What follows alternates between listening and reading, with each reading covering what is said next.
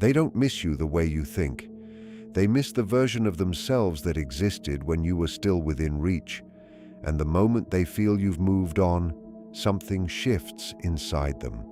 Not always love, not always loss, but something far more unpredictable.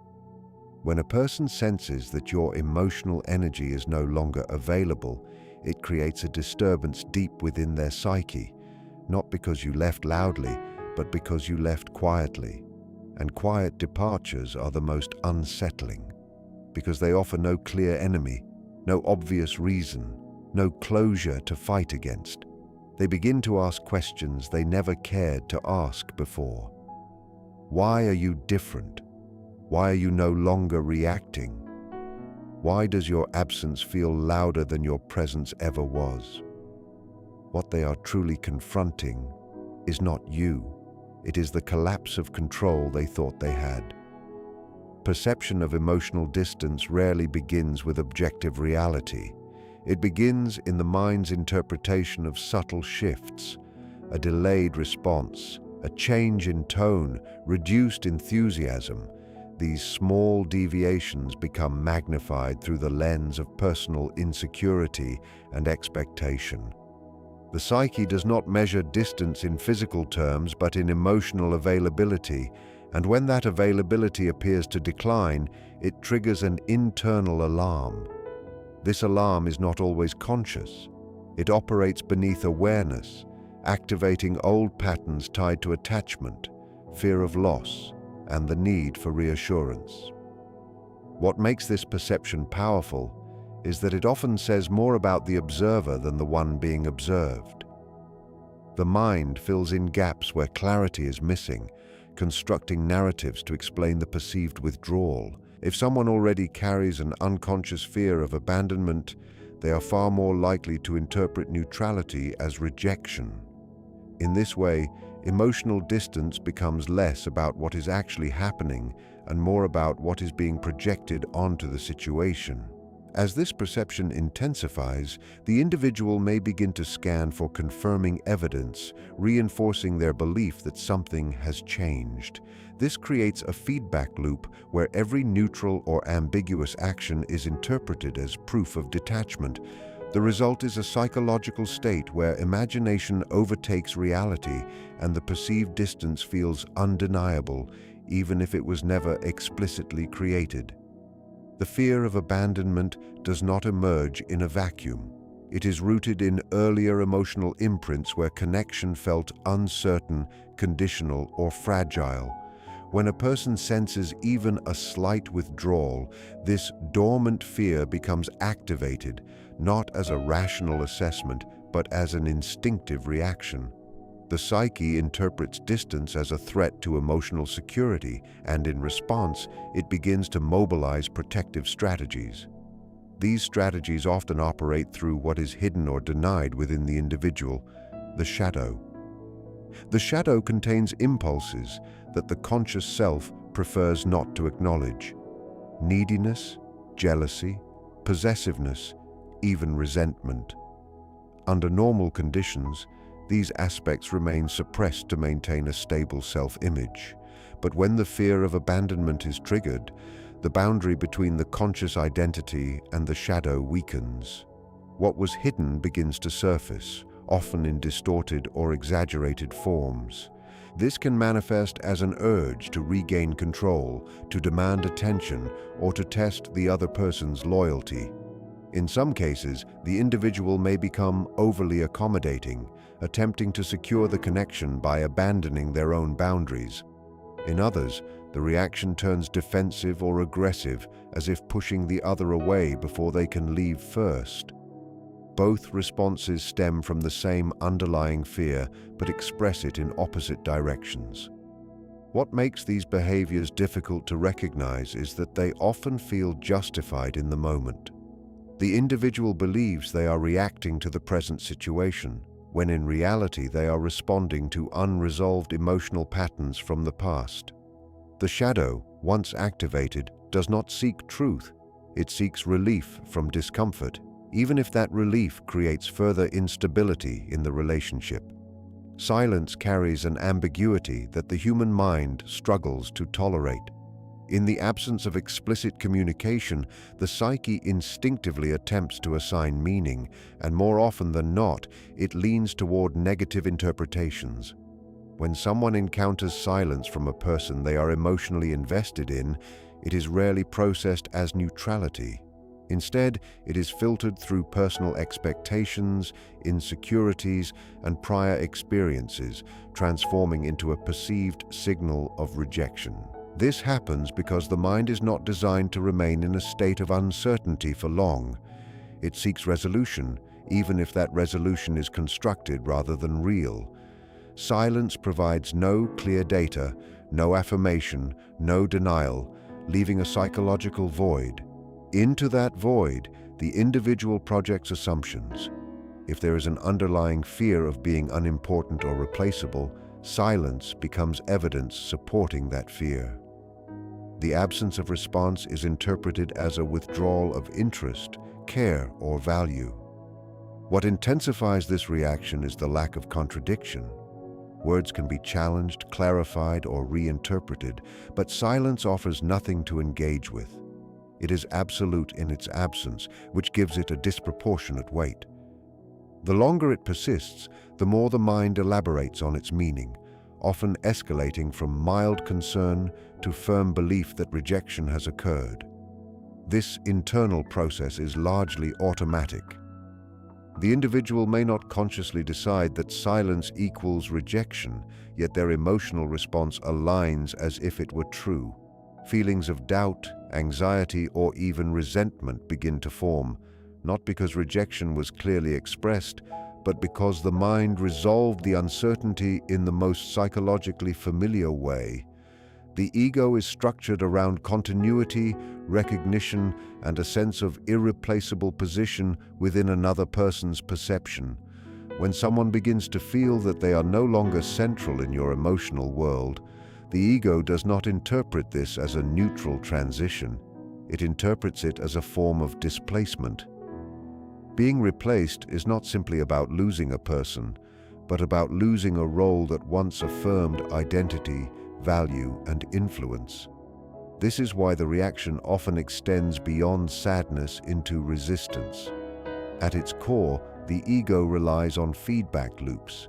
It seeks confirmation that it matters, that it holds significance, that its presence creates impact. When those signals diminish, especially without explanation, the ego experiences a kind of destabilization. It begins to question not only the current situation, but its own standing. This can lead to an internal insistence that the perceived shift cannot be real, or at least not permanent. Denial becomes a way to preserve the existing self-concept. As this resistance deepens, the ego may attempt to reassert its position. It looks for ways to re-enter your awareness, to remind you of its relevance, or to provoke a response that restores a sense of influence. This does not always manifest as direct communication. It can appear through subtle actions designed to regain attention or emotional reaction. The underlying drive is not necessarily connection, but validation of continued importance. What complicates this process is that the ego does not easily accept being forgotten. To it, irrelevance feels like erasure. Rather than adapting quickly to a new reality, it clings to the previous dynamic, attempting to maintain a sense of permanence in a situation that has already begun to change. Projection operates as a psychological mechanism through which an individual attributes their own internal states, impulses, or unresolved conflicts onto another person. When perception is clouded by emotional tension, especially in situations involving distance or uncertainty, projection becomes more active. Instead of recognizing feelings such as insecurity, doubt, or fear within themselves, the individual unconsciously assigns these qualities to the other person, reshaping reality to align with their internal experience. This distortion begins subtly.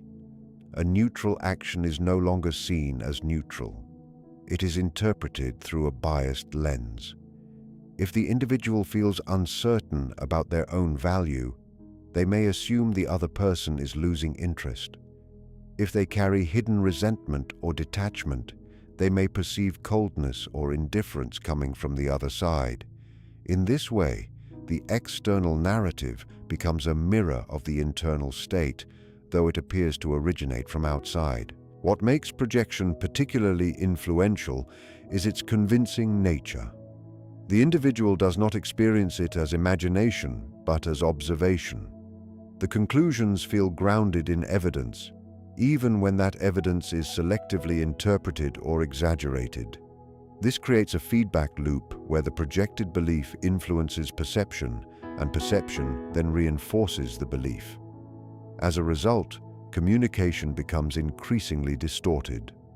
The individual reacts not to what is actually being expressed, but to what they believe is being implied. This can lead to misunderstandings, misplaced accusations, or emotional withdrawal, all based on a constructed version of reality.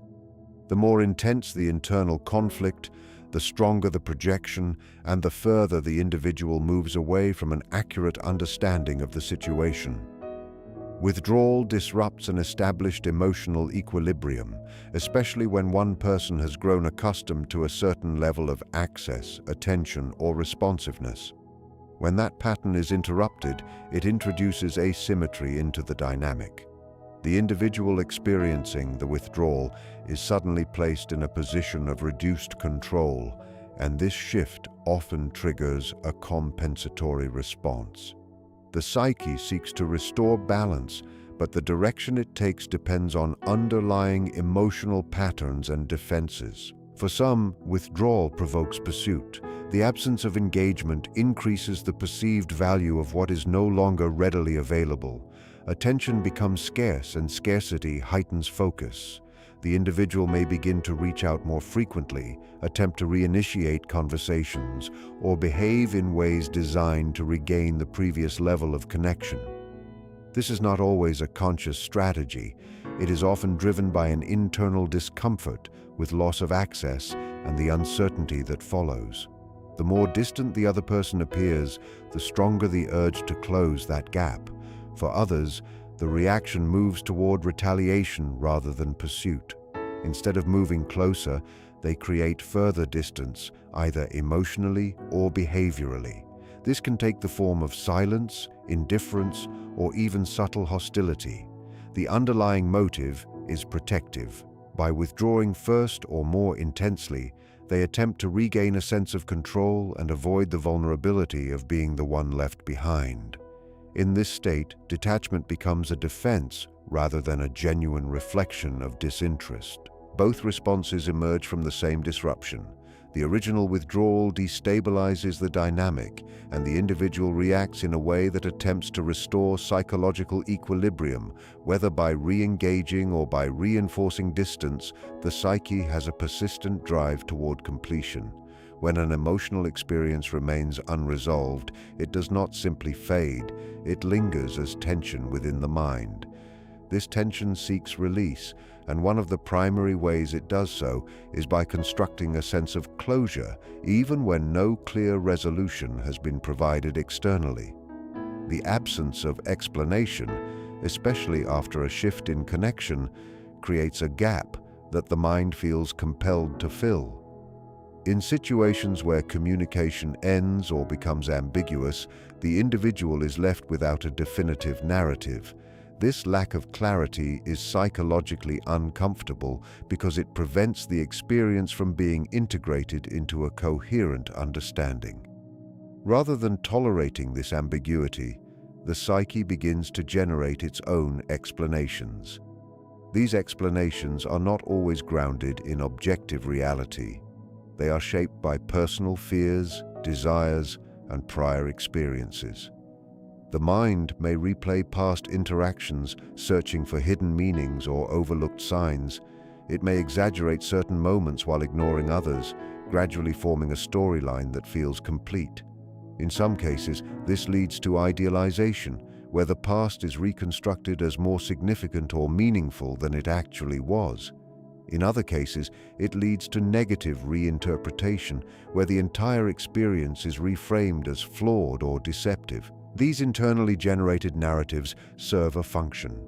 They reduce uncertainty and provide a sense of finality, allowing the individual to move forward psychologically, even if the conclusion is inaccurate. The illusion of closure becomes more tolerable than the discomfort of not knowing. Over time, this constructed understanding can feel as real and convincing as an actual explanation, shaping how the individual remembers the experience and how they approach future connections. Power in relational dynamics is rarely explicit. It is embedded in patterns of attention, responsiveness, and emotional investment. When one person appears to move on, that pattern is disrupted. The individual who once relied on predictable access to your attention now encounters unpredictability, and this alters the perceived balance of influence. Power shifts toward the one who is less reactive, less dependent, and less available, not through dominance, but through detachment. This shift is often felt rather than consciously understood. The person who senses it may not articulate it in terms of power, yet they experience a loss of leverage. Where they once could anticipate your responses or rely on your engagement, they now face uncertainty. This uncertainty reduces their ability to influence the interaction, and with that reduction comes discomfort. The dynamic no longer operates on familiar terms, and the lack of control becomes psychologically significant. As this imbalance becomes more apparent, the individual may attempt to recalibrate the dynamic. This can take subtle forms, such as increasing effort to regain attention, or more indirect methods, such as testing boundaries to see if the previous level of influence still exists. In some cases, they may attempt to reassert control by withdrawing themselves, creating a mirrored distance in an effort to restore equilibrium. What intensifies this process is the asymmetry of emotional investment. When one person disengages while the other remains internally attached, the disparity amplifies the perceived power difference. The one who has moved on becomes less affected by outcomes, while the other becomes more sensitive to them. This contrast reinforces the shift, making it increasingly difficult for the original balance to be restored through the same patterns that once sustained it. Emotional uncertainty creates a cognitive and physiological state of tension that the human mind is not designed to tolerate for extended periods. When a person cannot clearly determine where they stand with someone or what the other person truly feels, the brain treats this ambiguity as a problem requiring resolution. In the absence of clear answers, attention becomes heightened and emotional focus intensifies. This is where uncertainty begins to exert more psychological influence than clarity ever could. Unlike certainty, which allows the mind to settle, uncertainty keeps it active. The individual begins to monitor signals more closely, analyzing tone, timing, and subtle behavioral changes. Because there is no definitive answer, every small detail becomes potentially meaningful. This constant scanning creates emotional activation that resembles obsession, not because of deep affection alone, but because the mind is trying to resolve an unresolved pattern. The discomfort of not knowing also triggers imagination. The mind starts filling informational gaps with assumptions, possibilities, and scenarios. These imagined outcomes often carry stronger emotional weight than reality because they are shaped by fear, hope, and anticipation simultaneously. This combination makes uncertainty highly engaging at a psychological level, even when it is distressing. What reinforces this cycle is intermittent reinforcement. When responses are unpredictable, occasional moments of attention or warmth become disproportionately significant. They reset hope, even if they are inconsistent. This irregular pattern strengthens attachment to the uncertainty itself rather than to any stable reality. Over time, the emotional system becomes conditioned to stay alert. the individual may find themselves thinking about the situation repeatedly, not because resolution is near, but because the mind is stuck in a loop that equates uncertainty with unfinished business that must be mentally processed again and again without reaching closure. The need to reclaim significance is deeply tied to the human requirement for psychological validation within relationships. When a person once held an important emotional position in someone's life and then perceives that position fading, the ego does not simply accept the change as neutral. It interprets the reduction in attention or priority as a threat to its perceived value. This creates an internal drive not just to reconnect, but to restore the sense of importance that once existed. This process is not always conscious. On the surface, it may appear as curiosity, nostalgia, or casual outreach, but beneath that layer is a more fundamental motivation, the desire to confirm that one still has impact. Significance in this context is not only about being loved or liked, but about being psychologically registered as meaningful in another person's inner world.